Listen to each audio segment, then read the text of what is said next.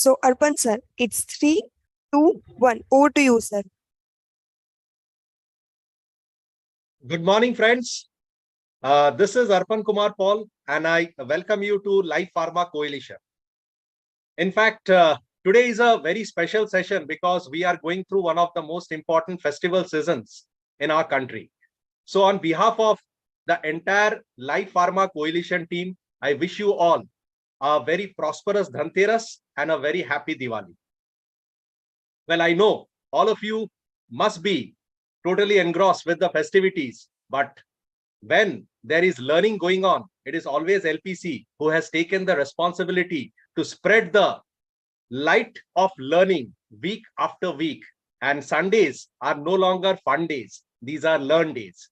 So to start off the session, it is in this world when I is replaced by we, even illness becomes wellness. So teamwork makes the dream work.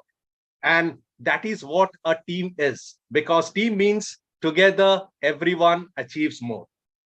Well, a customer-centric approach is the only way pharmaceutical companies can continue to thrive and be successful in the present landscape, because both the HCP and the patient needs have to be considered when deciding on the best marketing strategy. Well, with the present market dynamics, transformation from customer satisfaction to customer delight, it actually increases the responsibility of pharma companies towards our customers. In fact, a skill gap is the difference between skills that employers require and the skills their workforce offer presently to the team. So conducting a skill gap analysis helps us identify the skills we need to meet our business goals. It analyzes whether the existing employees can learn these new skills through training, or we may need to hire different workers. In fact, today, to dwell on both these topics, whether it is team building or it is enhancing the skills, we have got two wonderful speakers who are going to throw a lot of light on these two topics. But for now, I will share the journey of LPC we have had so far. So friends, welcome to Life Pharma Coalition, which is the world's largest online pharma discussion platform. In fact, so far we have had more than 100 plus pharma companies and institutions with over 200 plus speakers and over 20,000 reach both on Facebook as well as YouTube. And this journey wouldn't have been possible without the strong executive member team of 28 members who are spread across the length and breadth of this globe. Well, the first physical event that we conducted after coming out of the COVID wave was the LPC 100 conclave at Mumbai in the month of March. And thank you so much for the overwhelming response. And this photograph is reminiscent of the response the pharma leaders had given to us with their invaluable presence and sharing their thoughts and experience. Well, the second physical event that took place was LPC 125 conclave at Ahmedabad, which was in the month of September. And we were really fortunate to have Shri Ganesh Naik as our guest of honor. And in fact, he was instrumental in lighting the diya and signaling the open of LPC 125 conclave. And thank you so much, sir, for mesmerizing us with some wonderful deliberations where you shared your experience in your journey in the pharmaceutical industry. And I'm sure we all who were present there physically and those who were connected virtually have gained a lot from the insights that you have delivered. And this photograph is once again reminiscent of the love and support that the pharma professionals, the pharma companies have towards LPC, the world's largest online pharma discussion platform. The next event or the gala event that we have in store is the LPC Pharma Conclave 3.0. It will be in association with SIES School of Business Studies and Insta MD.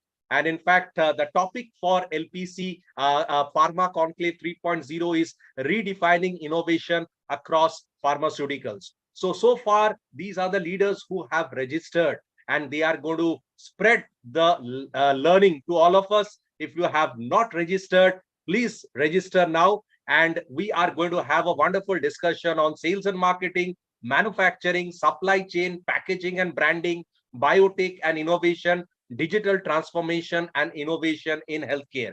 We will also feature keynote speech, panel discussion, networking, poster presentation, and of course, the grand felicitation. So till tomorrow, we are keeping the early bird open where the registration is 2,000. From Tuesday onwards, it will become 3,000. So if you are thinking of registering yourself, don't waste any more time because the early bird is just 24 hours longer there. So anytime, please register. This journey of LPC wouldn't have been possible without the support of Imagica Health. In fact, Imagica Health, in a nutshell, explores the intersection between design, digital health technology, and content marketing for the leading brands because they have an ex-marketeer-led team of medical writer, graphic designers, teamers, coders who serve the pharmaceuticals for bettering customer engagement, bringing patient centricity, improving control on the sales team, and increasing the return of investment for various marketing campaigns. So thank you, Imagica Health, and we look forward to your support in our journey of spreading learning and development to the pharma professionals. Coming to today's Life Pharma Coalition session, that is LPC 131, we have two wonderful speakers with us. First is Mr. Ranjit Tiwari, who is the Director, DSH Cipla Respiratory, and today he is going to dwell on the topic of customer centricity. Our second speaker today is Mita Kulkarni ma'am, who is the founder of Sketch Consultant, and today she's going to throw light on the skill set for career growth in pharma. In fact, as usual, I have been ably supported by Mr. Yashwant Mishra, who is the founder director of Benzene Ring Learning Solution.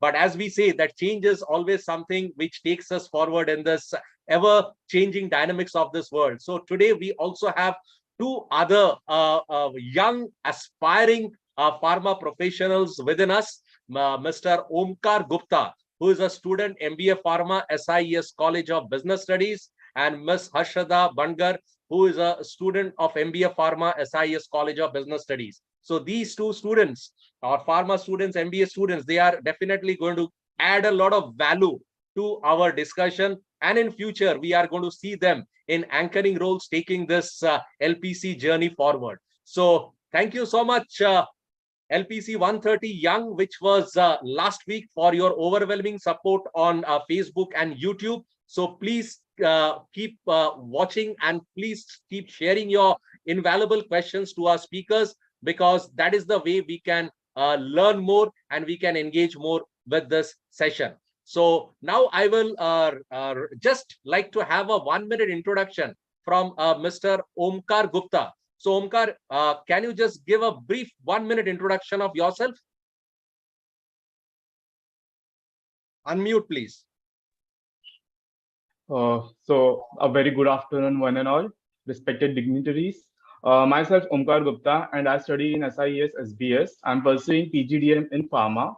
So it's an honor to be here as a student moderator. Thank you so much for providing me this opportunity, sir. Yeah, thank you so much, Omkar. We wish you all the best in your professional journey, and looking forward to many more sessions with you on this world's largest online learning and sharing platform. Now I will request Harshada to give a 1-minute introduction of herself. Good morning, everyone. My name is Harshada Bandgar, and I am pursuing my MBA in Pharmaceutical Management from SIES School of Business Studies. This actually was a very different opportunity for both Omkar and I, because we haven't done something similar to this. Also, when it comes from a student perspective and as aspiring marketeers and pharma professionals, platforms like LPC help us a lot to gain insights about what actually is the scenario when it comes to the pharmaceutical industry, because whatever we study in colleges is from an academic perspective. And when platforms like LPC bring up speakers who have professional, real knowledge about the pharmaceutical industry, it is a great help for students like us. And today we are a part of this panel discussion. It's been an honor and it's a pleasure to be here, sir. And thank you for the opportunity. Thank you so much, Harshada. Yes, every journey that you undertake, the first step is always the most difficult step. And it's good that you have taken the first step. And these two wonderful student moderators, they are in line with our LPC 3.0 conclave at SIES School of Business Studies, because these two, in fact, will be taking a lot of responsibility on their young shoulders to take our LPC 3.0 conclave forward. So looking forward to many more sessions with you both. Now it's time for me to hand over the session to Yashwant Mishra, sir. Over to you. Thank you very much, Arpan. Thank you very much. At the onset, on behalf of Life Pharma Coalition, I would like to wish very happy and a prosperous Diwali to all our viewers and speakers who have been continuously supporting us in our journey. And we are going global very, very shortly. And as you know, dynamics of market are changing very, very rapidly. And that is why it is the need of the hour that we need to connect, we need to collaborate, and we need to co-create something different. And this is the time of collaboration. Today, we are starting a new initiative in LPC, as Arpan mentioned, LPC Academics. 1 week every month, we are dedicating to academics, where the students of MBA Pharma from various will moderate the show. They will decide the speaker and they will run the show to understand what is happening in the field of pharma. Another thing is customer centricity is something which is being talked about across the industry. And today our first speaker, Ranjit Tiwari sir, is going to throw light on customer centricity. So let me introduce our speakers and take an overview from both of them. So first speaker, as I told, is Mr. Ranjit Tiwari, who is the Director, Divisional Sales Head in Cipla Respiratory. So Ranjit sir, what are you going to share? A brief overview of your topic. Yes. Yeah, very good morning to all. So sir, I'm going to talk more about customer centricity.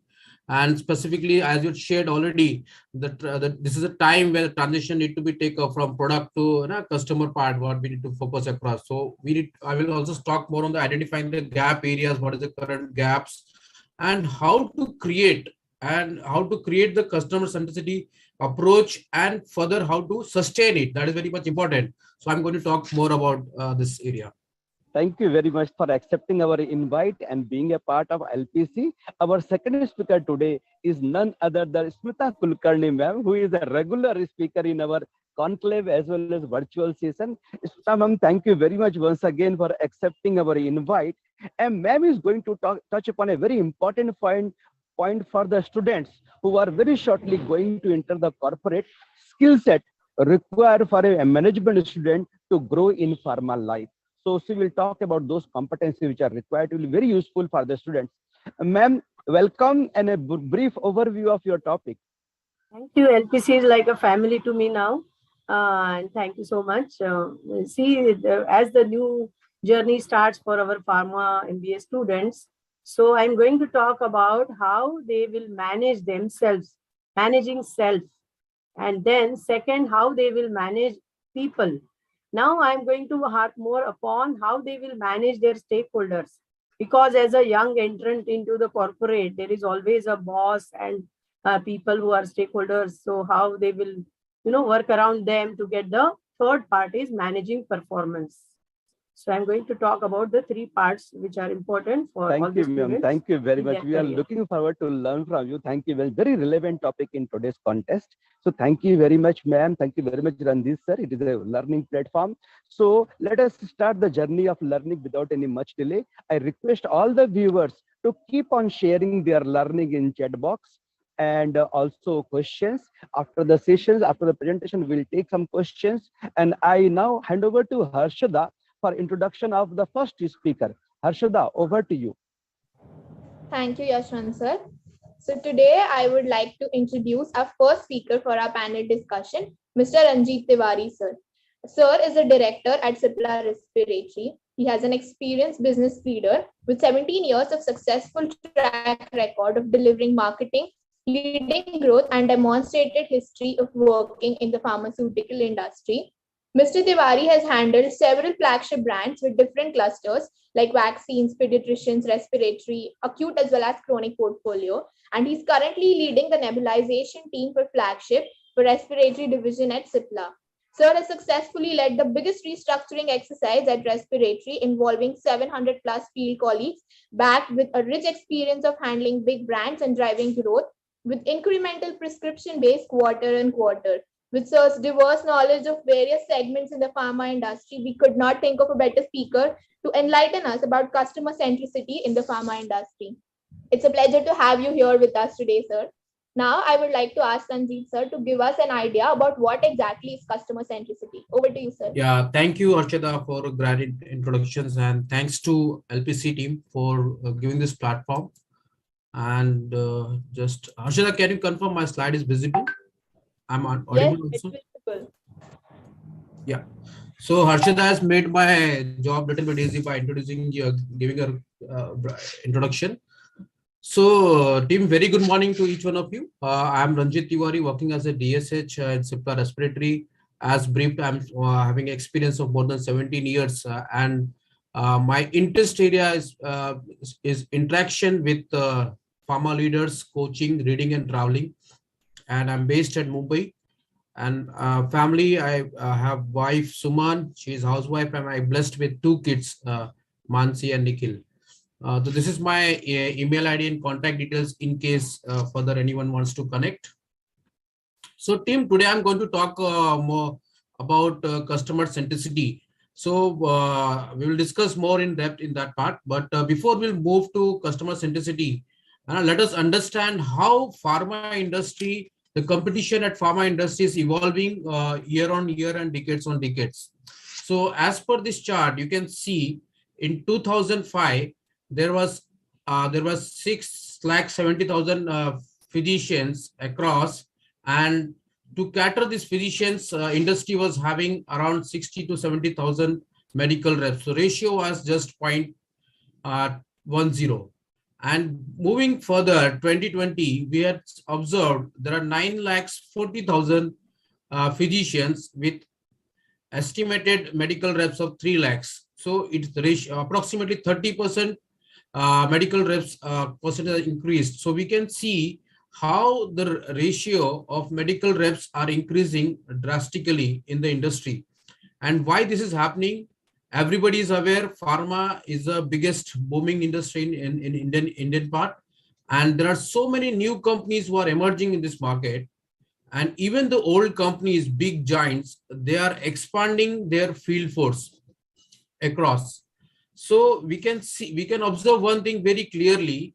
Now HCPs, they are going to be bombarded with lot of products, lot of companies are going to enter in their clinics, a lot of products will be inculcated over there. And during my research, I had interacted with various stakeholders, various cross-function teams, even such as L&D, finance, or maybe we'll talk about our marketings, or we will talk about SAP team.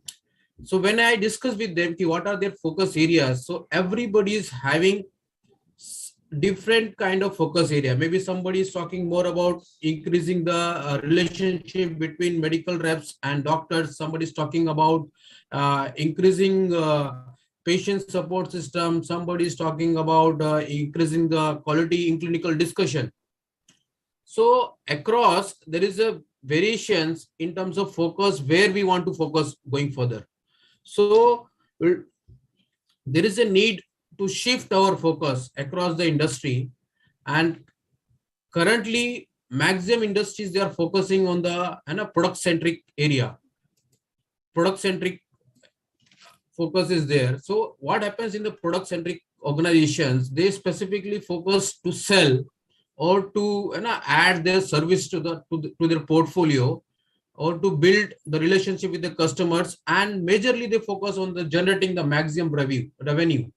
So this is the focus area of the product centric organizations. When it comes to customer centric organizations, they will always focus on what is the need of the customers, what will support, what pharma industry can support to build their practice or to make their practice very comfortable, and how we can add a value to the customers' progress. So this is all about the focus area of customer-centric organizations. Let us see some examples of non-pharma also, and when we as an individual also, how we are taking the decisions. Let us talk about financial decisions. So for example, we are having our bank account in one company, and we are having our loan account with another banks, and similar way we take car loan from another bank, and similar way we open our demat account in some another bank. So saving account with bank A, home loan with bank B, car loan with bank C, and demat account in with bank D.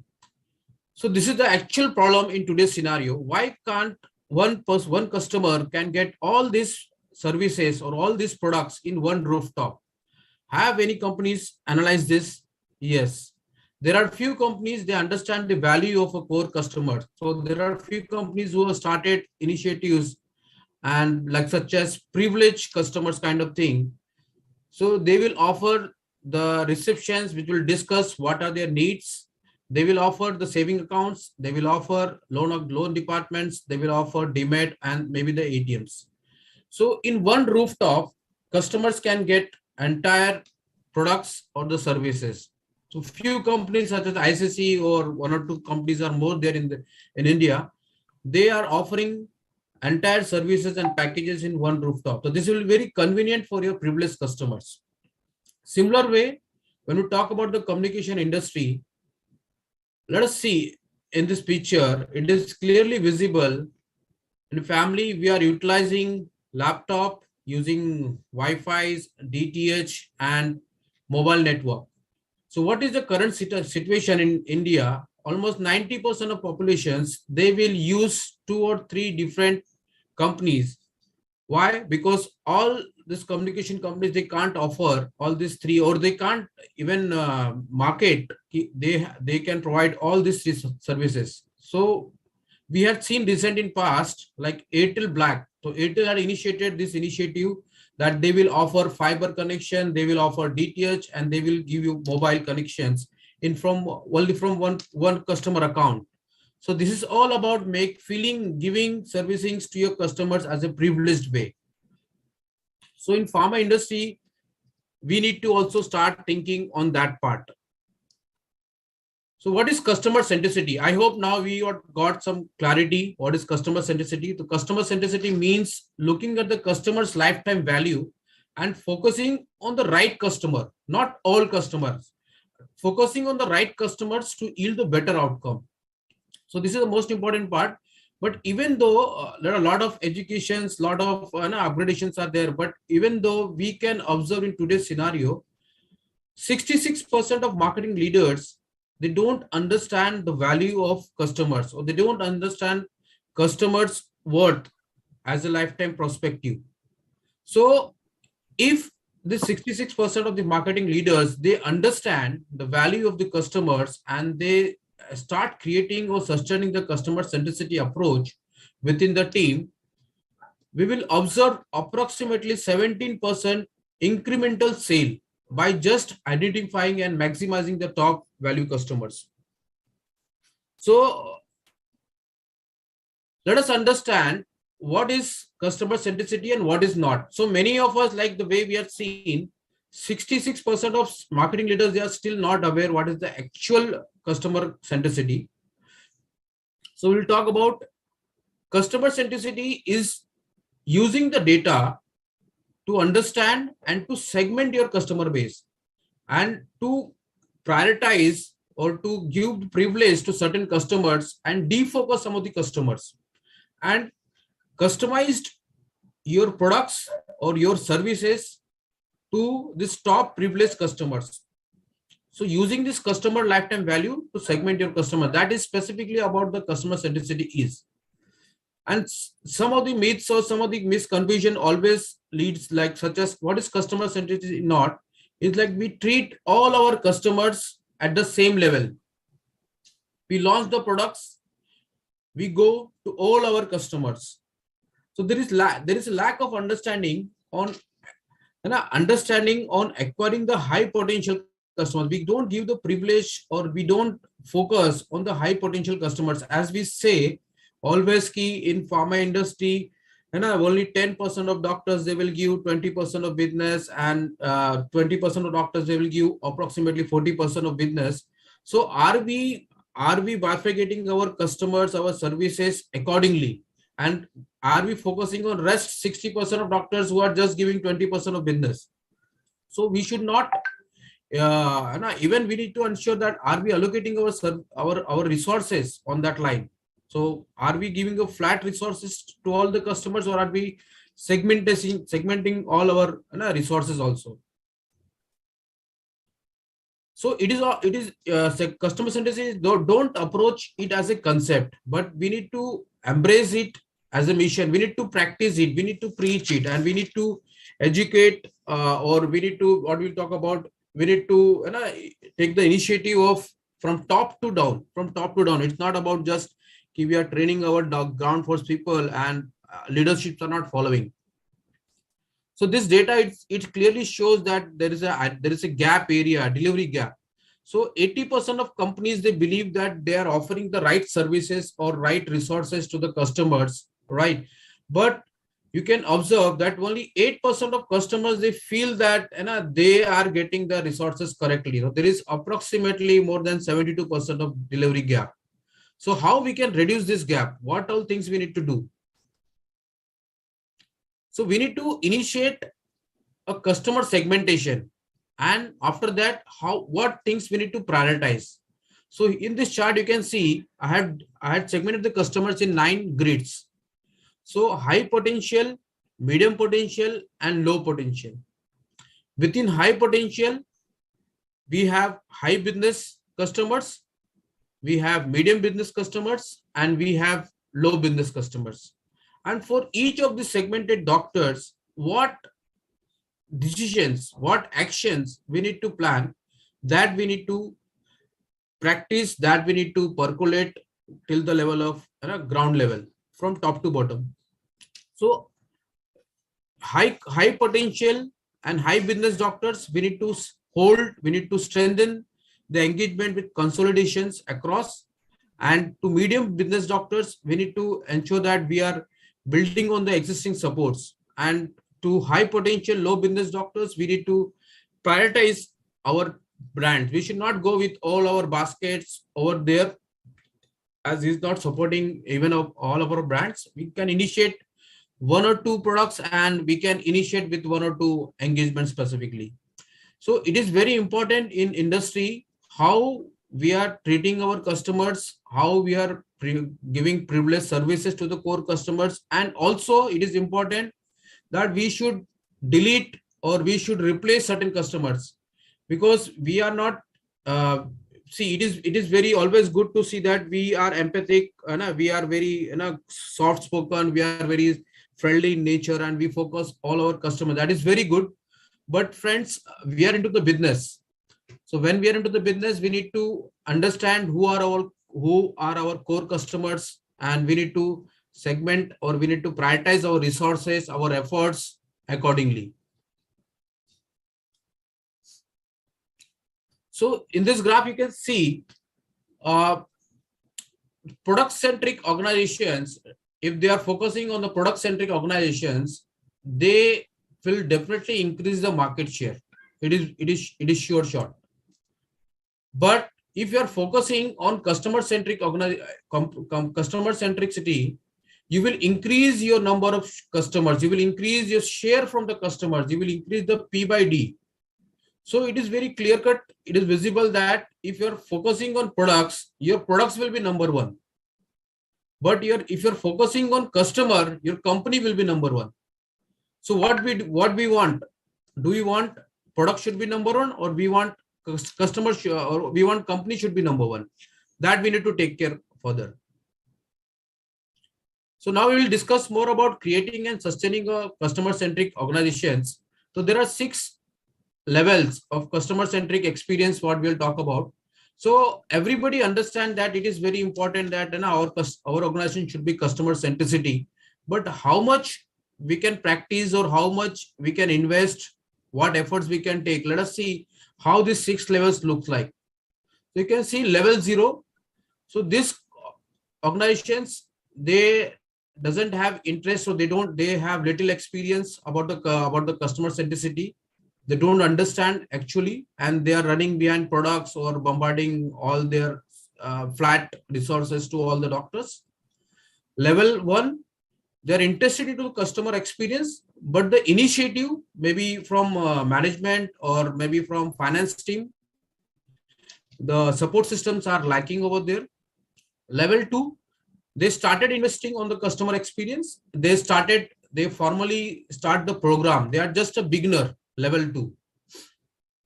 Level 3, they are fully committed.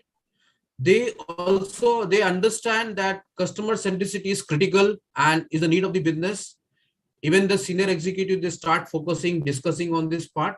These are the level 3 organizations. And level 4, they are actively involved, engaged on this topic, and they had kept customer centricity as their top priority as a business strategy. And when it comes to level 5, these are the organizations, they embed this customer centricity in each of their cross functions. They build up the culture where all the cross function will start thinking or start practicing or start making this strategy towards customer centricity. So everything they will do to build up the customer centricity and to support the HCPs to have the better practices or consumer friendly products, services, all these things. So we need to understand the currently where we are working, at which level we are at today. If suppose we are at level 2, how we can reach to level 4, how we can build up such culture within the organizations or within the team even. So that is what we are looking after. So further, let us look it after how to create a customer centricity culture. So as you will see, it will never start from bottom to top. It will always start from top to bottom. So it's all start with the leadership approach, management thought process towards bringing this culture within the organization. So these are the simple 10 steps which can be followed to create a customer centricity culture within the team. Number 1, creating a customer experience vision. What customer experience we want to give, that vision we need to create. Building a strong team who understand these prospects, who wants to be a part of these projects, and also finding the internal preachers who can massify, who can teach, who can be a coach of customer centricity approach. And this is very important. 4th number point, cross function buy-in.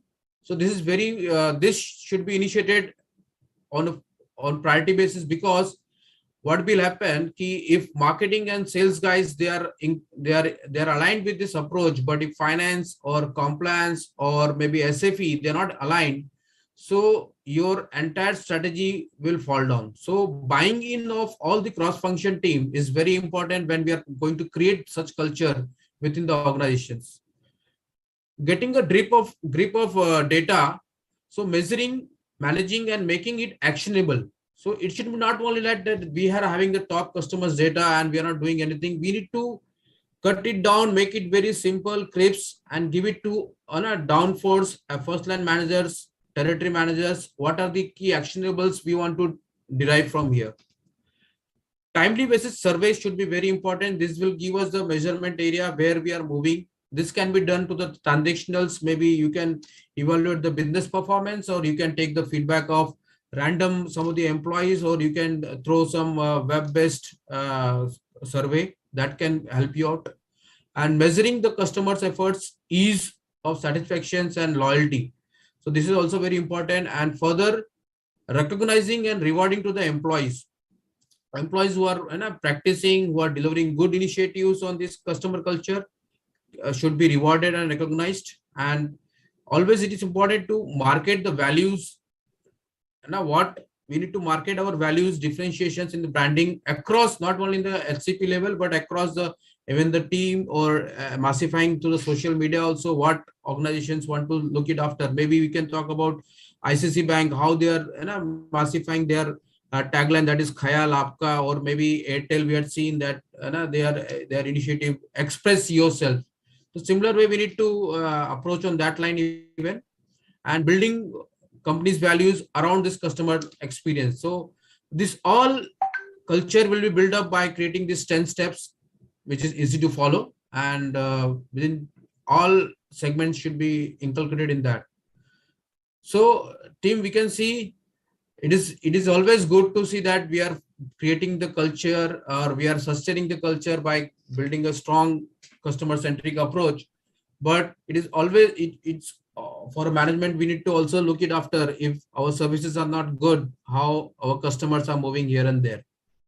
So keeping in mind this all, this is summary across what we have discussed. So we have discussed about understanding customer centricity, identifying the gap area, focusing on increasing the customer base, that is very important, and creating sustaining in customer centricity. And we are also seen the step to create customer centricity approach. So that's all from my side. Thank you. Thank you, Arshada, for insight. Thank you, sir. Thank you. That was very insightful. And I would also like to say that when you talk about customer centricity as a student of pharmaceutical management, we are always taught that if we have to survive in the pharmaceutical industry, you have to create some kind of differentiation or something like that. So, like you said, customer centricity shouldn't be like a concept. We should practice it and we should embrace it. And most importantly, along with what is customer centricity, it was also great to understand from you that how to sustain this customer centricity, and it was very insightful and helpful for all of us. Thank you, sir. Thank you so much. Thank you, Arshada. Yes, that was really a fantastic presentation from sir. And in fact, customer centricity, as we all know, is focusing on our customers. And with people getting more oriented towards product, it is very important that we try to orient towards our customers, because building a loyalty goes a long way in increasing sales. And as we all know that consolidating a customer is much more easier than creating a new customer. So for that reason, we should always try to focus on consolidating a customer or holding on to a customer than trying to create a customer, because that takes away a lot of energy and time during that process. So for that reason, we should always try to focus not only into customer satisfaction, but also into customer delight, because that is exactly what is going to keep the customer interested in our product and in our company. And as it is also said that behind every product, there is a person behind a product. So the person who is promoting the product to our customer becomes most important, because it is always the person behind the product. So for that reason, that person needs to be very much focused towards the customer, and that is the first step towards building customer centricity. So thank you so much, sir, for such a wonderful presentation on customer centricity. And I am very sure that many of within our audience have gained a lot of insight from your very insightful presentation. Just to name a few of our wonderful audience who have appreciated your presentation, there is Mr. Rohit Vilankar, Mr. Shailesh Kadam, Mr. Niladri Das, Mr. Shiv Shankar Maurya, Mr. ICS Verma, Mr. Baldev Chauhan, and Mr. Shubhojit Mukherjee, to name a few of them who have appreciated your session on customer centricity. Well, now it's time for our next speaker, that is Smita Kulkarni ma'am. In fact, she is one of the veterans as far as training and skill development is concerned. And I am very sure that today also the session that she is going to take on identifying the skill gaps and of course developing the skills, it's going to be really insightful, and it is going to be extremely engaging for our audience. But to give us brief introduction of Smita Kulkarni ma'am, I will request Omkar Gupta to give a brief introduction of Smita Kulkarni ma'am. Over to you, Omkar. Thank you, sir. So I would like to introduce our next speaker for the event, is Ms. Smita Kulkarni ma'am. Ms. Smita Kulkarni ma'am is the founder of Sketch Consultants and also the sales trainer, leadership coach, and speaker. Ma'am has 30 plus years of experience, right from the sales representative to L&D head of top pharma companies like IPCA and FDC, empowering tens of thousands of pharma field forces. Ma'am is an ICF approved coach and facilitator. Ma'am has also been recognized as the best performer in numerous programs with extensive on-job training and coach experience with sales executives in various TTT, that is train the trainer programs. She is the one of the best person to tell us about the skill set required for career growth in pharma and campus to corporate journey. It's an honor for every one of us to have such a great speaker with us today. Over to you, ma'am, now. Thank you, Omkar. Thank you, LPC team, once again. So, I am actually, because of the students here, I am going back to the days of my, time when I was in the field and how I started my journey. So that is what gives me some kind of opportunity to share with you my experience, and which will make you aware before starting your journey, right? So I am going to take you what are the three different aspects of yourself, how you will manage. Just a minute. Okay, so corporate career in pharma, and uh, what we are going to talk today is three avenues for each of you, all my students here. Three avenues are very important for you to start from your journey in corporate. First is managing self. Self means you as a person. You have to learn to manage yourself. You are learning management studies, but you have to learn to manage yourself. Now, you are not the only person when you enter corporate, there are people around you. So, you have to manage people around you. And if you manage yourself and manage people, that will give you a strong base to finally manage your performance. I'm sure all of you are looking towards the top performer in your organization wherever you are going to join. So, let us take each of these aspects quickly. Managing self. Now, this is something you have also been taught something in your MBA studies. But let us talk about the two aspects of ourselves, you or me or anybody. The first part, which a world sees for us, is our personality. Personality is what the world is seeing, but what we are inside, what you and I am from inside, that I only know, that makes my core, what I am from inside. So, yes, I'm sure you have been given some training on how to groom yourself, whether now offline, the way you should present yourself, and online also. Now you have to learn the new normal today, how you have to groom yourself to be present online. So grooming is a part of personality. That is what you create the first impression in the 7 seconds when the people see you. Naturally, after just your external presentation comes your etiquettes, how you treat yourself by others and how you treat others, what are your mannerism, okay, and naturally communication skills, the way you present, the way you talk to one or way you do your group presentation or public speaking. So these will form the personality. But mind well, this is only maybe 20 to 30% of yourself which the world sees. What makes your personality impressive is what is your core. And that core will make your personality more impressive. What is that core is made up of three aspects. That is your self-belief. How much you are knowing about yourself, your self-awareness. What do you talk to yourself? That is what I have written, inner dialogue further. What is your belief? Whether I am confident, I lack confidence, I am not good enough, I manage things greatly. Value systems. Value systems also make your core. Value systems which you get from your childhood in the family and then in the school, college, and naturally you will get your value systems in the organization you will join. So your self-belief about yourself, your value systems, which for example, value systems are honesty, integrity, understanding others, all those value systems, respecting others, all those value systems are going to make your core, which will build up your personality. And that is what I was talking about, your inner dialogue. What do you talk? In suppose there is a defeating situation in your life, what is your self dialogue? Oh, I'm not good enough, I'm so dumb. Or what is your dialogue? Okay, I failed this time, I'm going to crack next time. So what is your inner dialogue? And that will be reflected in the confidence.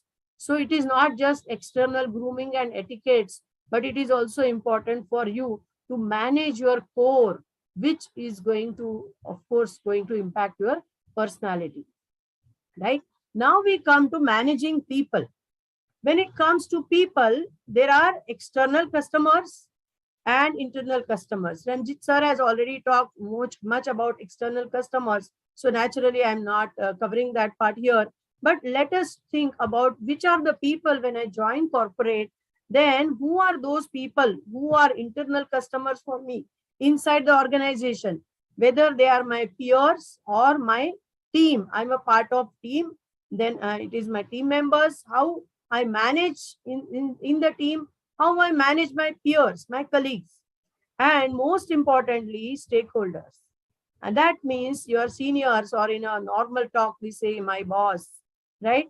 Because I'm sure when you are going to join the organization, the first bothering thought will be who are the people, what is the culture of the organization, how they are going to treat me. I am junior, I am fresher, I have no experience, or I had some previous experience, so I have some bias regarding my next organization. So all that thing has to be handled in such a way that you are able to go to the next level of managing performance.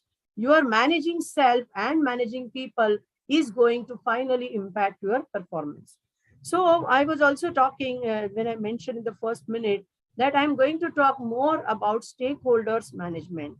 That is your seniors, or the common name which we give to them as boss, my manager or my boss. So how are you going to manage all these different people which you are coming across when you are in the organization? Okay, so for managing people, what are the great qualities which you should test yourself? How much good I am, whether I'm a good listener. Now listening requires more energy than just talking. So how good are you listening? Empathy, what do you mean by empathy? Am I looking the things from others' point of view? Like customer, Ranjit sir was talking. Am I looking at the things from customer point of view? So now here, am I looking at the things from others' point of view? Whether it is my juniors, my peers, my colleagues, my bosses. Then what also is important for you is emotional quotient, or EQ, or it is also called as emotional intelligence, or EI. Now, this is something which is beyond your IQ, with which you graduate and you get your rank and scores. So emotional quotient is knowing yourself and knowing others, building good relationship with others. That is going to help you with the managing people. How do you manage yourself in stressful conditions, in the defeating situations, and with the people? How do you manage conflicts? How are you able to relate to the people who are different from you? That all will be affected by your EQ, or your EQ can help you to manage people in a different way. And naturally, that is a part of also, and that is interpersonal relationship skills. Now, it is very important for us to, know ourselves, also know others, which is a part of EQ. And the next step is how I develop relations with others. So there are different types of people in our life, and we will have to change our style, which I will be just covering in few minutes. But I'm going to more focus on stakeholders management. Stakeholder means your seniors, your superiors, your boss. Now there can be two angles, when it comes to stakeholders. Should I just manage, kaam se kaam rakhu mein? Should I just, keep myself to that minimum or optimum level of visibility, or should I work towards synergy? So there are different types of people, how they look at, the stakeholders. Some people want to stay away from people. Don't get noticed by something, maybe something wrong, they will point out. So workability relations some people keep. Or are you going to look towards synergy? Synergy means all of you know pharmacy, that 1 + 1 is equal to 11. So something better is coming out of with your relationship with your stakeholders. So now, what is that exactly? Your journey. Because your stakeholder management, like I said, managing self, managing people, and managing your stakeholders is going to affect your performance. And I'm sure you are here to know what is going to make me perform the best, or make me #1 performer, right? So the journey from your need of your boss. 2, your boss needs you. I'm sure when you join as a fresher management trainee, you need boss, you need help, you need direction, you need guidance from your boss. So your journey starts from there, and it has to go to the level that your boss needs you. Now you may be thinking, how much time this will take? So I can tell about myself. When I started my career as a medical rep, naturally I was a fresher and I needed my boss's guidance, and I'm thankful to him. But I can tell you that within 1 year, I was able to make his own cycle meeting presentations, because my intention was to go to head office. I wanted to learn. And by the end of 2 years, I was fully making his presentation. Thanks for the opportunity or his attitude. He gave me all the freedom and I would make all his presentation. And you will say, what is the impact of all that? In the 3rd year, I was conducting cycle meetings myself from the head office.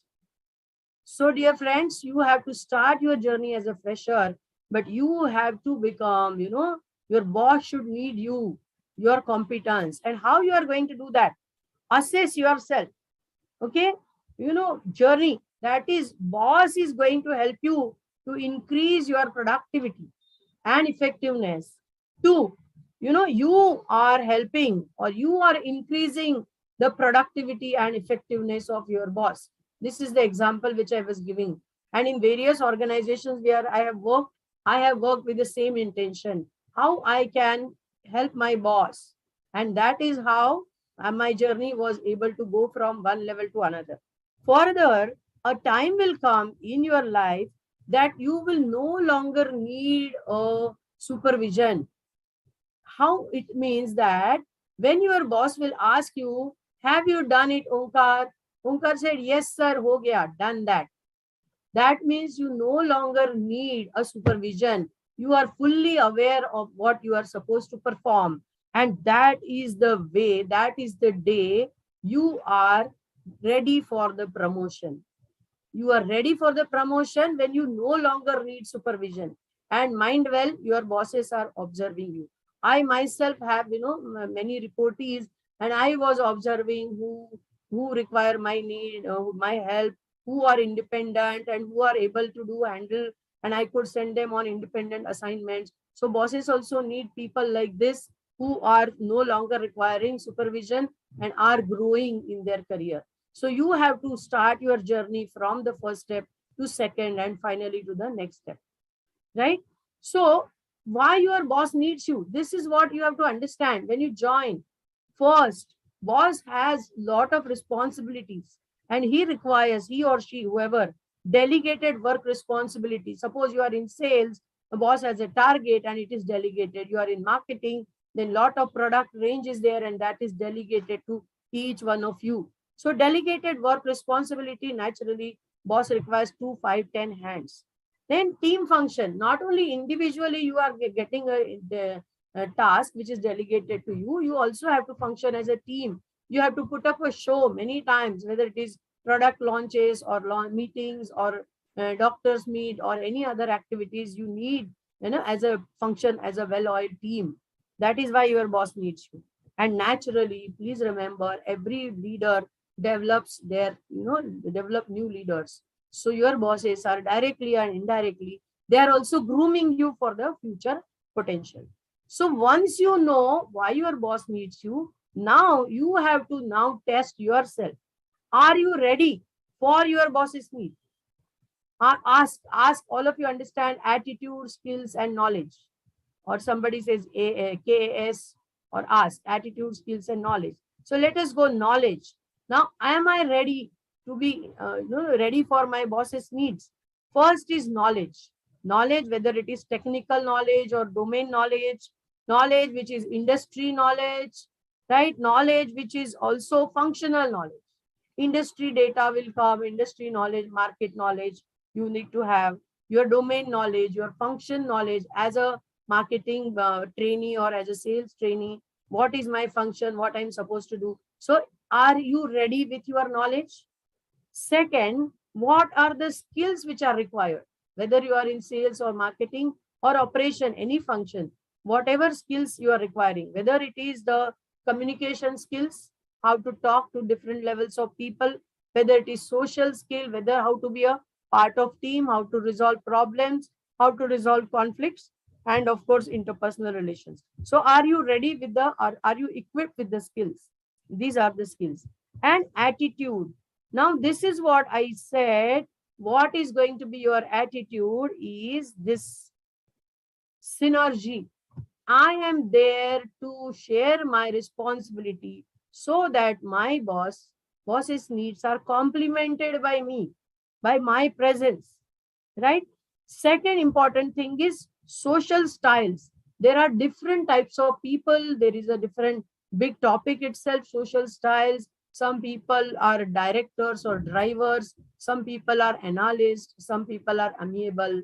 Some people are expressive. So different types of people are there.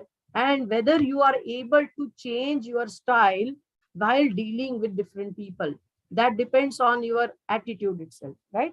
So flexibility for your social style depending on the social style. So that will reflect on your attitude. So please take care that you are equipped with knowledge, you are also equipped or with the skills, and your attitude is complementing to the need of the seniors and that is naturally the organization. So I can tell you, I have met a lot of people and I met them before appraisal, after appraisal, before cycle starts of the performance, and after. It is very, very important for you to align with your bosses and super bosses.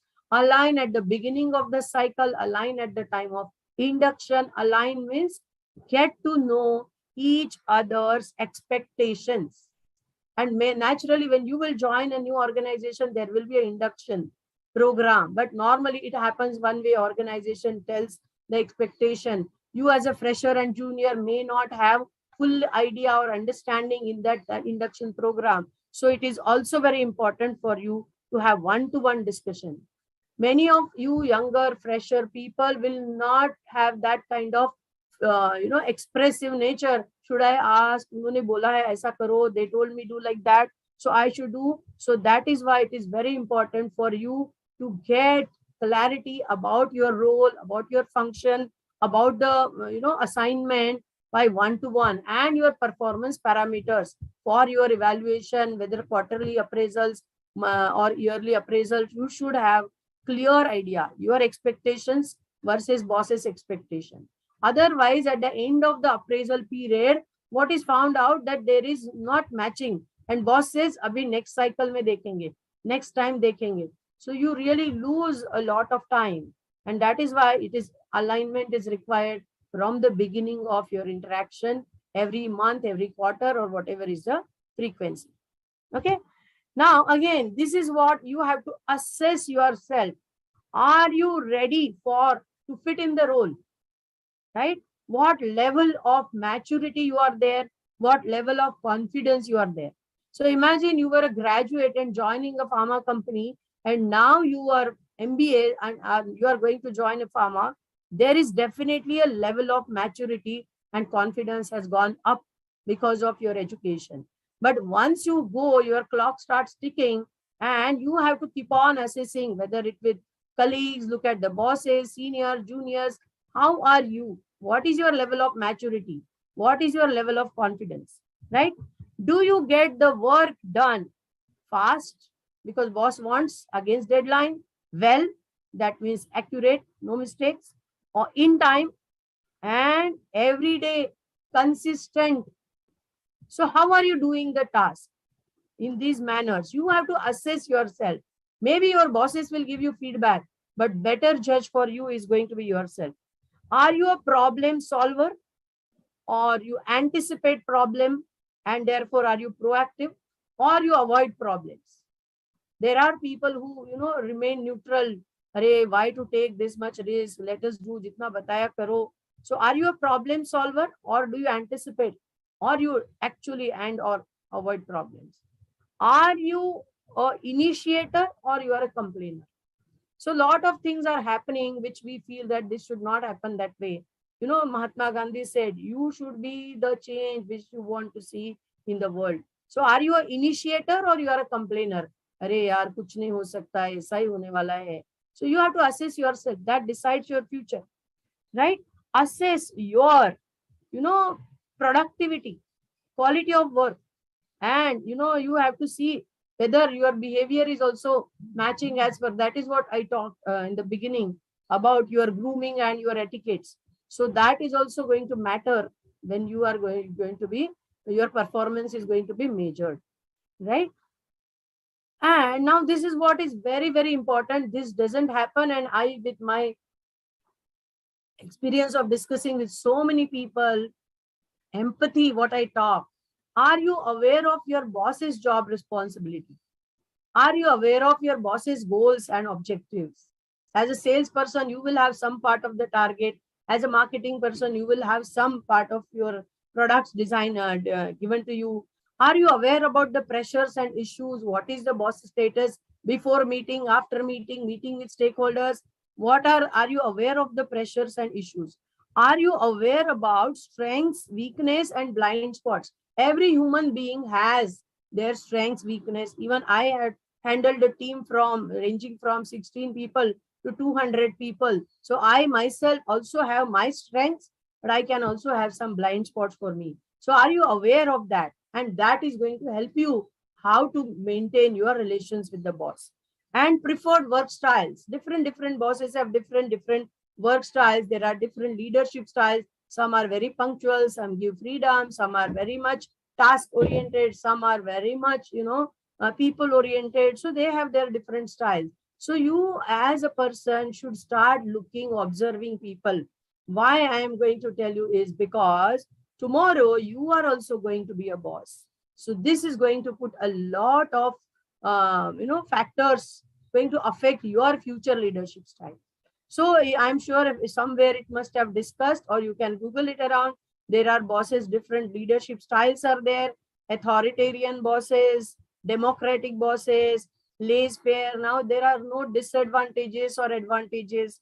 All the people who have been in leadership position, they are aware when a boss has to be authoritarian.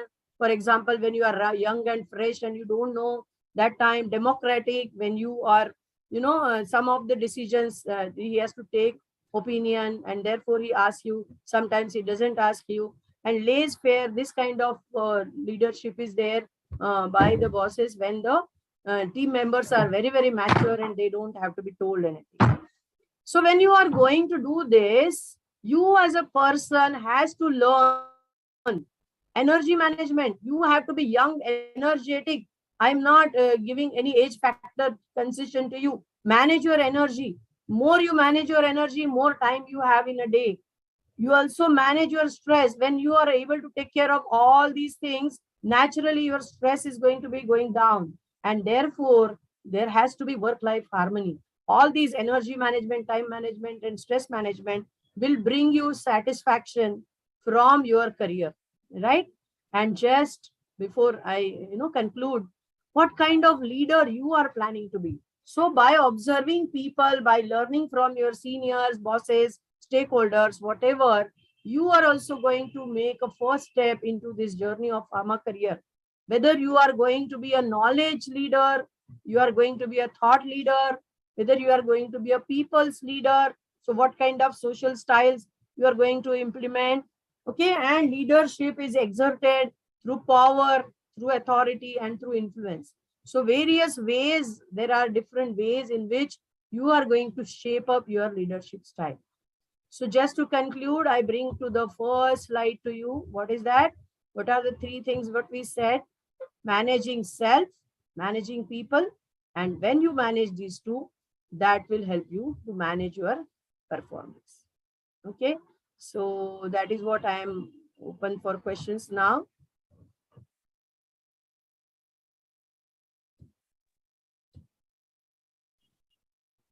So thank you, ma'am. That was indeed very insightful speech of yours. We have learned a lot from it. As a student, personally, I feel very anxious about stepping into the corporate world, inculcating all those changes. But after your speech, I hope we all know what we are need to do changes in us. from managing performance to managing people, and the most important is to managing ourselves. The session was really very beneficial for us. Now, like as you have talked about how we should manage people, I feel it's very important to manage our stakeholders such as seniors and bosses. You have told us about how you should manage your seniors' expectations, how you should manage your boss's expectations, how we should like how the boss delegates us the responsibilities, and we need to stand up to our boss expectations to keep our boss happy and to for the growth of ourselves. As you have also talked about how we should how should we be aware of our boss responsibilities, and how we should inculcate ourselves and align ourselves to our boss objectives and goals. Also, we should learn to manage our boss style of like leadership style, and we need to inculcate those things. We need to learn from those factors. Also, you talked about the knowledge or the social style and leaderships, the like of what kind of leader we need to be. We need to inculcate all those. So thank you so much, ma'am, for providing with all those insightful learnings and your thoughts. I'm sure it will be very helpful for all of us. Thank you so much. Yeah, thank you so much, Smita ma'am. That was really a very wonderful deliberations from your end. In fact, the journey from you need your boss to your boss needs you. That means from basically hand holding by your boss, by handling things for your boss. So this is the journey. And that is confidence, which is built with a lot of experience and most important, lots of learning. So thank you so much. And another very wonderful part, you said that if you can manage yourself and you can manage your people, the third part, that is managing the performance, will automatically come. So we just need to manage the first two things, ourselves and the people. Performance will automatically come. But at the same time, we need to keep our eyes and ears open, because listening is extremely important, because the more we listen, the better we learn. Second is empathy, because empathy is something where we say that we need to put ourselves into somebody else's shoe. But we need to remember one thing: before putting our shoes into somebody else's shoe, before putting our foot into somebody else's shoe, we need to remember to remove our own shoe. Often what happens, we try to put our foot into somebody else's shoe without removing the shoe. So that doesn't become empathy. That is sometimes where we become a misfit, because we cannot actually enter into the shoe. So that needs to be remembered. And of course, emotional quotient. We are always going into this artificial intelligence, but what artificial intelligence lacks is the human touch. And that is the emotional intelligence, emotional quotient that we need, that scores human beings over machines. And that is why this human touch is so very important when it comes to impacting customer. And as Ranjit sir also said about customer centricity, machines will not retain a customer. It is the humans, it is the emotions that is going to keep the customer connected with us, and that is going to increase the loyalty of our customers towards our product and towards our organization. And very important, the interpersonal relation skill, the way we talk to people, the way we talk to our seniors, the way we talk to our peers, and the way we talk to our juniors. Because all these three ladders are needed by us. First of all, we need to talk to our juniors, because they will actually give us a good feeling that yes, we know better than them. We need to talk to our peers, because they are people who are on the same level, and our thought process and their process will also match, and my ambition and their ambition will also match. So very important. And the third is the seniors, because they will always give us that competition, because they are already there where we want to be. So they will give us that envy, and that envy is something which will carry us along to that place. So all these three levels of people are very important as far as grooming ourselves is concerned and skill development is concerned. Now, Smita ma'am, one or two questions always comes to my mind. So the first thing is, ma'am, with days passing, the attention span is slowly reducing. People are not able to give attention, especially in the digital platform, like this platform that where we are in. We are not sure how many are listening, how many are just sitting there. Okay. So with the attention span decreasing and digital learning increasing, how do you think we can increase the attention span of our audience? So there are, it is like, what is Bell's curve is some people are the best, some people are the worst, but the majority is in that bell. So give the benefit of doubt to those people whom we are thinking they are not. Anybody who is not interested will not log in to the digital platform. And I have been taking up the challenge of keeping people on videos for 9 hours. So I'm currently also doing that.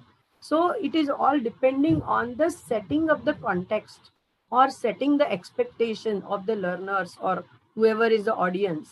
Why are they there? Is it for whom? Is it that I have to take a lecture, so I need audience? But what is in it for the audience?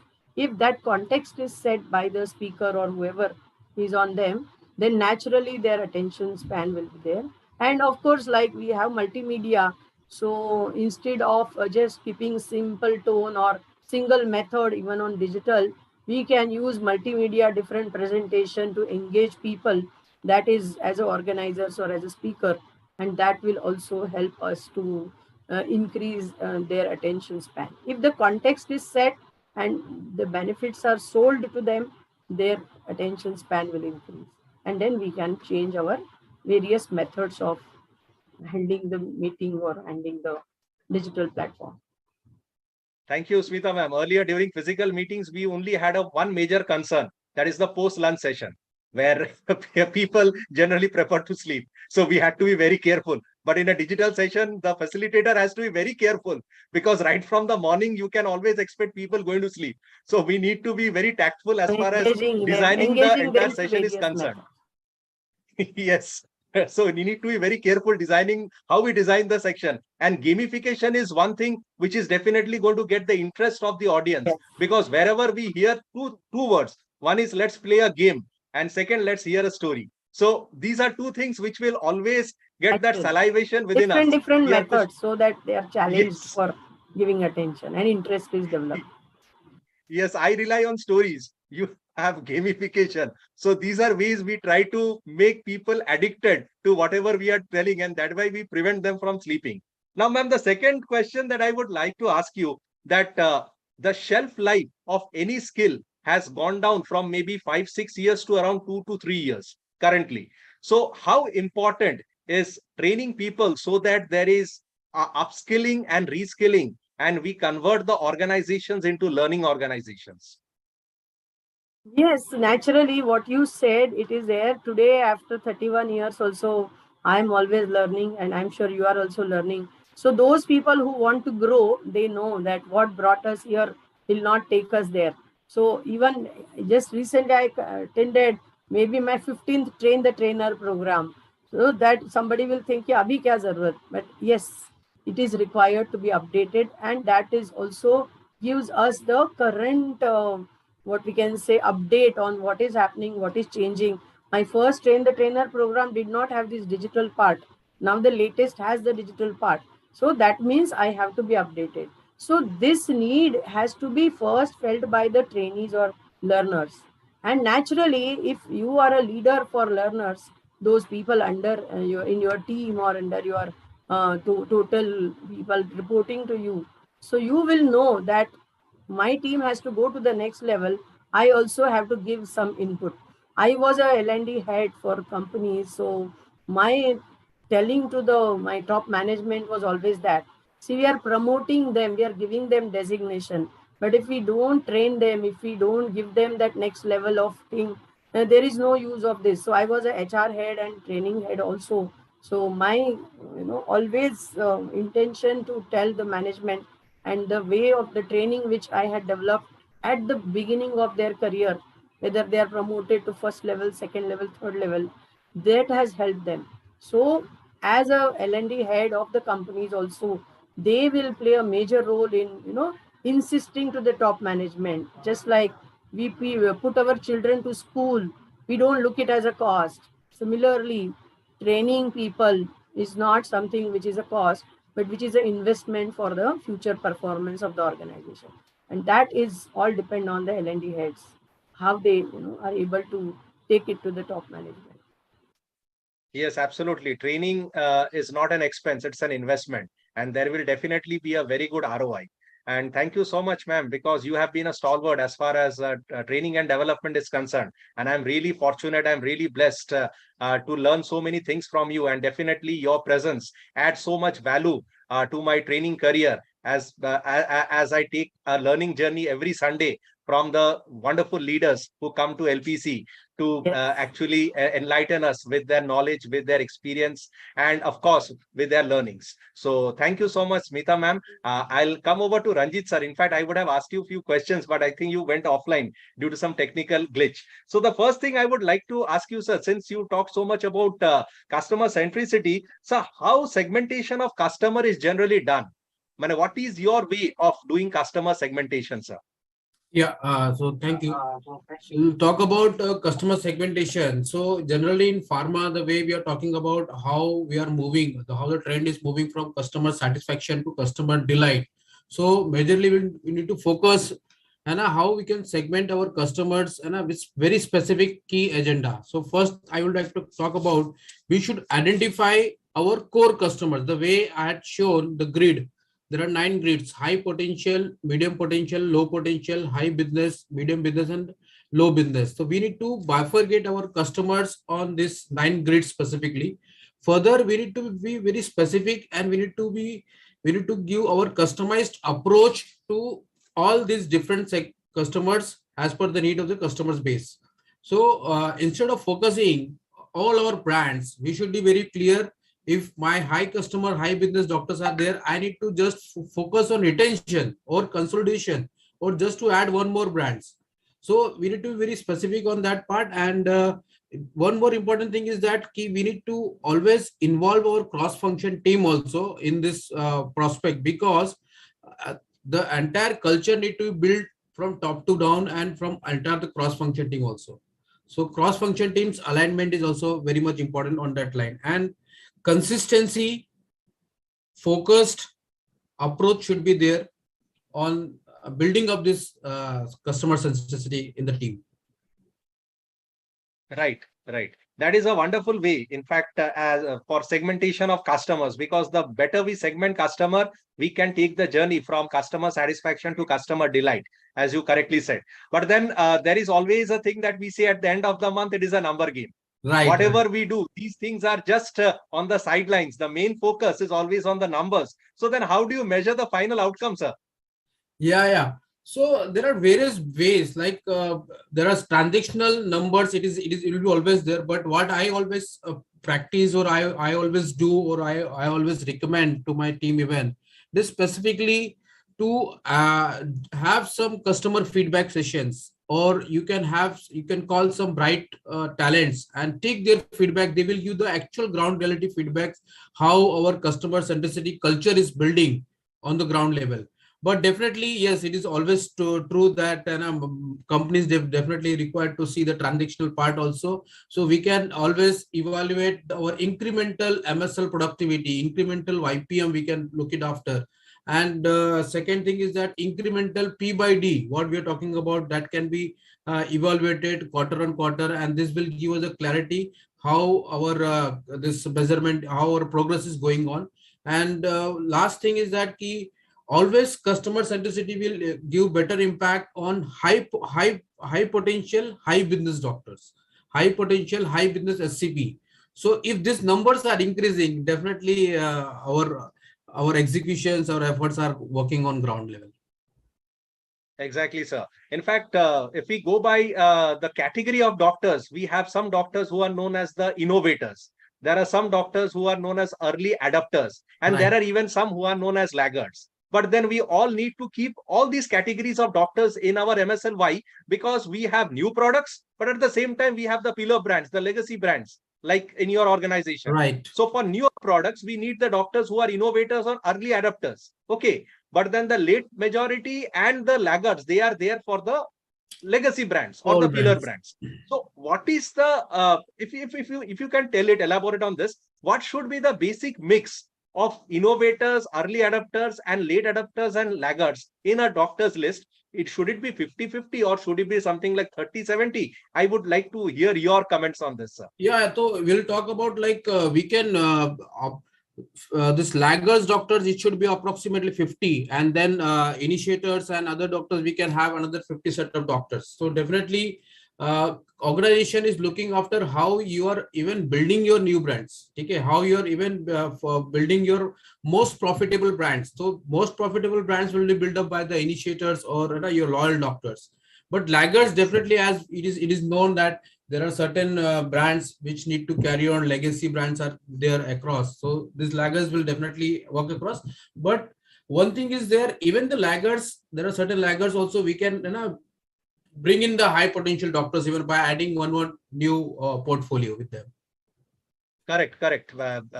हर एक दोस्त जरूरी होता है. So that is what हर एक doctor जरूरी होता है. Because every doctor has got their own potential and they have their own preference of prescribing a product. So for a pillar brand, we need the laggards because they are very loyal.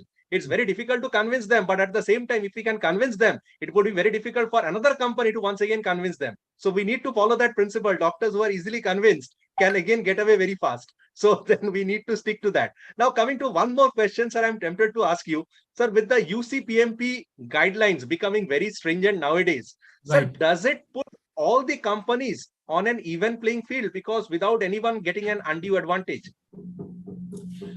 Yeah, we'll talk about yes, this is the most important part and very hot topic in today's discussion across. So yes, we had seen a lot of companies, they have started adopting this process, and there are few companies, new companies also who had who are got hit of this UCPMP guidelines even. So one thing, what big giants company they started working on building their in-clinic excellence of the team. So even the HCPs, they are aware about this guidelines and they are also a little bit frightened and they are on the back foot of doing taking other kind of inputs or resources even with the company. So now only one thing will be very important, how we are giving a customer service which will support them to increase their patient profile, or which will help them to increase their patient productivity, or it will help them to increase their practice on day-to-day basis. So these are the things which I think pharma company, most of the company, they started looking after on that line, and involvement of the digital platforms also uh, to to increase their spread of voice or increase their advertisement and other part. Yes, absolutely, sir. Very correct. With the digital era, we are finding the customer facing time, CFT, also getting lesser and lesser. So it is how well we communicate, and not only how well, how effectively we communicate, that Right. decides whether our products are going to be prescribed or not. And much of it depends not only on the retention of the brand name by the doctor, but recall. Because likhne ke liye, not only retention, I need to recall the name. When I need to prescribe, if I'm not getting that name, that's no use memorizing it. So this retention and recall journey has to be real fast. And for that, effective communication is needed, because customer facing time is reducing day Right. after day with the digital bombardment, if I can say it in that way. So thank you so much, Ranjit sir. It was really wonderful having you on LPC, and the fabulous insights that you have given, the fabulous learnings that you have shared with us. I think this will go a long way as far as enhancing our knowledge is concerned. And honestly, sir, with your and Smita ma'am's presence, I have been enlightened with such wonderful learnings, as I do every Sunday. And that is why I say Sundays are no longer fun days. For me, these are learn days. So thank you so much. Now I'll come back to Smita ma'am for her take home, or what has been your learning on LPC 131. Ma'am, kindly unmute. I Yes. learned from Ranjit sir's session, because that topic is vast and he has made it so simple. So thank you so much. The examples which he gave, that how different people are taking different services, because we are not having one umbrella, and we are going for a bank account. That was an eye opener for me. How I, as a customer, also is behaving in the same way, and how, as a pharma company, we are also having lot of divided loyalties in customers. So I have learned a lot from that specifically. That is what, and it is very nice that students are a part of this session. So I remember my days, if such kind of platforms, easy learning at home platforms. So it's very nice to have students to be the audience today. That is my Fabulous, take. Smita ma'am. Thank you so much. Yes, you elaborated on a word that is ASK, ask. It is attitude, skill, and knowledge. And in fact, that is what exactly you delivered. The right attitude with the right skill, with the proper knowledge that is required for everybody to take this learning journey forward. Thank you so much, Meeta ma'am. Now I'll come over to Ranjit sir. Sir, what is your take home or what are your learnings from today's LPC 131 session? Yeah, so it was really, I think this was my first session where I'm live, and I really learned from Smita ma'am about managing yourself, because normally what happened ki we always try to manage our people, and then through people we try to manage our business performance and everything. But it is untrue, means very much true that unless you're not managed properly yourself, and the things are not going to be organized as per the need. So it is always very much true that we need to be managing ourselves, and also how you are aware about yourselves. It is always good to see that people are having good external knowledge, market understanding and everything, but they don't understand what they're not aware about themselves. They're not aware about what are their strength area, or maybe what are their weaknesses, or what are their loopholes within them, and how they can build up that thing. It is not means it is not like that they cannot build it, but if you're not aware about yourself properly, how you are going to build it up on a future perspective. So that is the means very nicely elaborated, madam. Thank you for your great sessions. Thank you. Thank you, Ranjit sir. Yes, you highlighted something very interesting, that is strengths and weakness. But more than that, it is identifying the blind spots. Yeah. Because those are things which a facilitator like Smita ma'am, she is very good at that. The Johari window, identifying the blind spots. And that is what is going to make us stronger. And that will make us mad. MAD stands for make a difference. So the differentiation is what leads us to customer centricity, not only that, customer delight. And that is what the today's session was all about. Thank you so much, Ranjit sir, for such wonderful deliberation. Now I'll come over to Omkar. Omkar, well, this was your first session as a student moderator. So tell me about your experience. So it was a wonderful experience, from learning to a corporate personalities like you and Smita ma'am and Ranjit sir. I would really take away a lot from this session. How a leadership should be inculcated in ourselves, how we should change ourselves, groom ourselves for the corporate, and how well we have to focus on customers, and how to be customer centric. As a like, I want to be an entrepreneur in the future. So it was really a takeaway for me, and I would really thank Ranjit sir and Smita ma'am for your insight knowledge about the corporate. Thank you so much, Omkar. And I think at your age, I was not even half as good as you. Facing the camera, forget that. It was never in my dreams. And you are already dreaming of becoming an entrepreneur. So my best wishes to your entrepreneurial journey. And I wish all the best to you, and may you get success very soon. Thank you, Omkar. Now I'll come over to Harshada. Thank you so much, sir. So Harshada, what has been your learning from today's session? Thank you, sir. So, sir, like I said, this is the first time that we were introduced to a discussion like this, and being a part of this and also being like an audience, it was very insightful, because we as pharma professionals and students of pharma management, we attend lectures and regular college lectures, but we got to know a lot of insights from the industry perspective, and the speakers that we had today were also we also had very diverse topics to discuss on. Like Ranjit sir talked about something which is a very technical topic when it comes to customer centricity, and when ma'am talked, it was about how you conduct and behave in an organization, both of which were equally important. And it was very important as a student, because like Omkar said, even I am very anxious to step into the corporate world. So having all this knowledge with me is definitely going to help me. Very good. Yes, that is the basic difference, Harshada, between hearing a lecture in your classroom and hearing from industry experts like Ranjit sir, or to that matter, subject matter experts like Smita ma'am. Well, that is the difference, and that is the journey from campus to corporate, which makes it so very interesting for all of you. And I am sure that the exposure that you people are getting through this wonderful platform, Life Pharma Coalition, this is definitely going to add a lot of enrichment to your knowledge as far as the corporate world is concerned. And this is where we come towards the end of this session. But before that, I would like to thank Imagica Health for their untiring support towards our learning endeavor. Thank you so much, Imagica Health, and we look forward to your continuous session support in future as well. Before I leave, I would like to tell our audience that we only have planet A. We do not have planet B. So let us keep our planet clean and green, because this is the biggest gift that we can give to our next generation.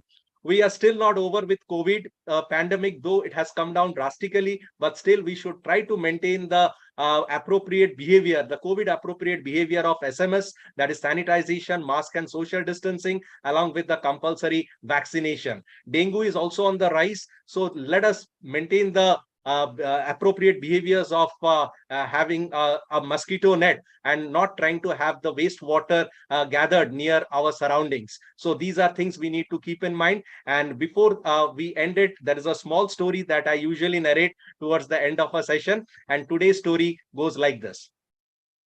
There was an old man who was working in the kitchen, and accidentally his hand got cut by a knife. So he went to the hospital and he had to take some 5 to 6 sutures, stitches he had to take.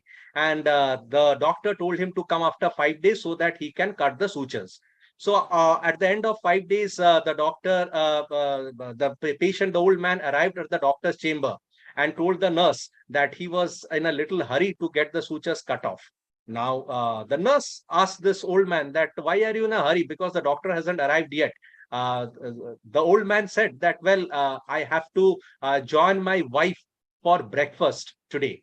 So then, out of inquisitiveness, this nurse asked that your wife is waiting at home for you to have breakfast. To which the old man said, no, she is in the hospital. The nurse asked that, what has happened to your wife? Now, this old man said that, well, for the last 5 years, she is admitted to the hospital. She is suffering from Alzheimer's.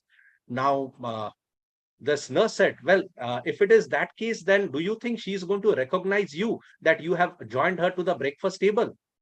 The old man said, well, she will not recognize me, but I definitely recognize her as my soulmate for the last 35 years. So friends, it's not always that we remember people who have been so instrumental in our career journey. Often when we go higher up the ladder, we forget the people who were the stepping stones, who had in fact initiated our career, who have been the guiding light to our career. So because this is the festival of light, so let us celebrate them, let us respect them, and let us remember those people who have lighted up our career to where we have gone, because these are very important things which stay in our life forever.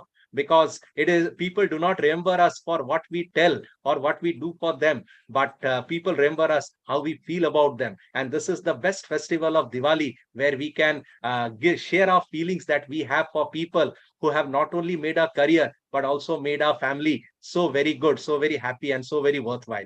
So this is Arpan Kumar Paul wishing all of you a very happy Diwali. Thank you so much to our speakers who have enlightened us and lighted up so many diyas as far as knowledge is concerned on this wonderful platform.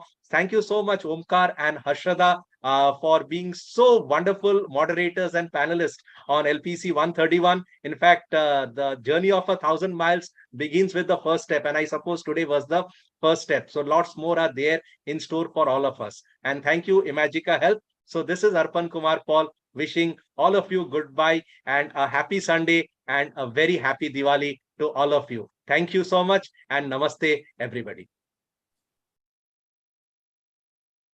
Thank you, Arpan. Thank you all. Happy Diwali to all.